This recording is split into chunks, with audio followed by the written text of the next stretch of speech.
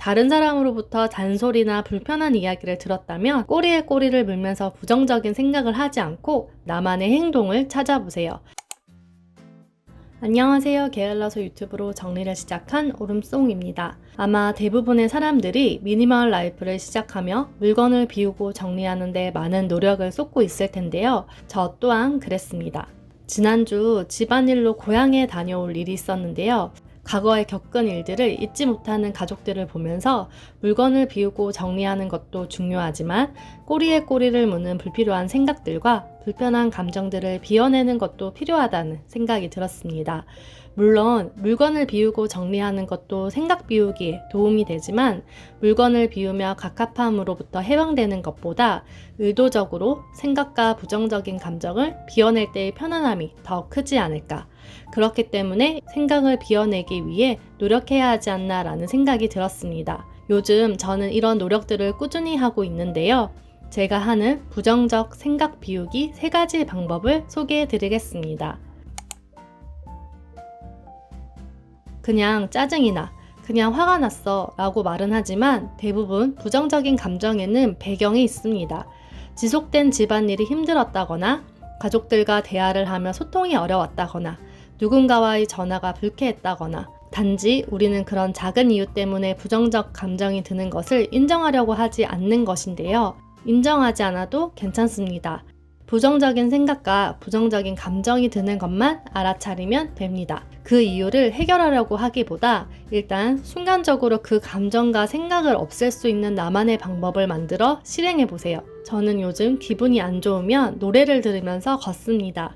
부정적인 생각이 들었던 공간에서 탈피해 걷다 보면 짜증과 화남의 농도가 좀 옅어지게 되는데요. 저처럼 걷는 것도 좋고 음악을 크게 듣는 것도 좋습니다.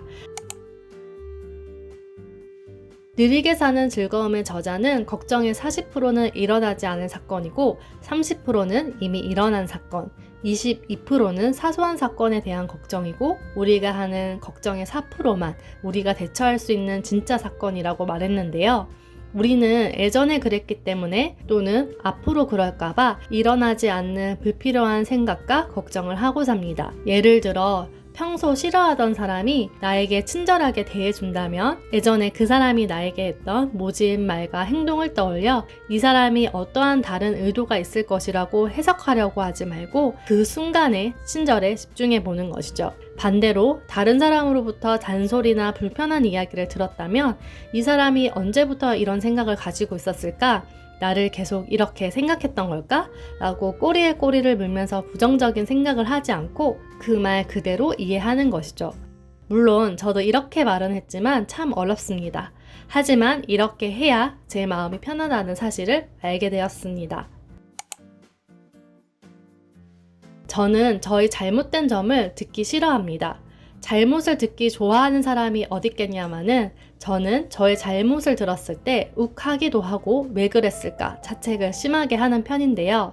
이랬던 배경에는 나와 내 앞의 문제를 동일시했기 때문인데요. 예를 들어 빨래 얼룩이 잘 지워지지 않았어 라고 가족이 이야기를 하면 얼룩을 잘 지워지기 위한 방법에 대해 고민하면 될 일인데 내가 집안일을 제대로 하지 못한다고 지금 뭐라고 하는 것인가? 문제와 나를 동일시하니 부정적인 감정이 커지는 거죠.